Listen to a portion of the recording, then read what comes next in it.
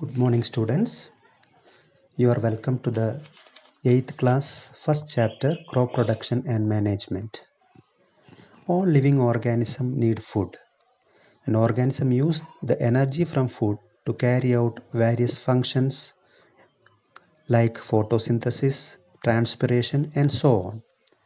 When plants of same kind are cultivated at one place on a large scale, then it is called crops.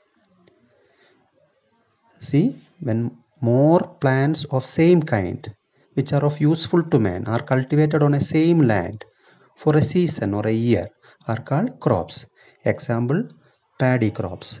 When paddy are cultivated on a larger area, we call it as paddy crops. Similarly, when wheat are cultivated on a larger area, we call it as wheat crops. See, the crops cultivated or grown in an area largely depend on various climatic factors like temperature, humidity, rainfall, wind speed, and so on. Therefore, the cultivation also based on the weather pattern or climate of particular area. Based on the weather pattern or climatic factors, in India, the crops are classified into two types. They are one kharif crops and two rabi crops. What are kharif crops? The crops which are cultivated in rainy season, that is from June to September, are called kharif crops, and this season, June to September, is known as kharif season.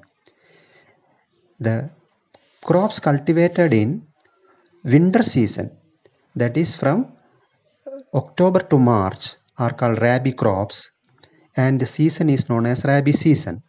The important kharif crops are paddy, maize, soybean, groundnut, and cotton.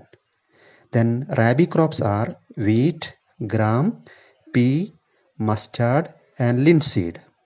Okay, so these are the two types of crops found in India. They are kharif crops and rabi crops. This is very important. Now let us go to the basic practices involved in agriculture or crop production.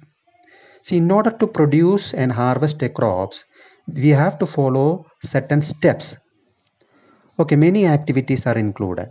These activities are first one preparation of soil, second one sowing, third one manuring, that is adding manure and fertilizer, fourth one is irrigation, fifth one protection from weeds, then harvesting, then threshing, and the last step is storage. Okay, once more I will repeat: preparation of soil, sowing, adding manure and fertilizer, fourth irrigation, protection from weeds, harvesting, threshing, and storage. Okay, hope you all of you understood. Thank you.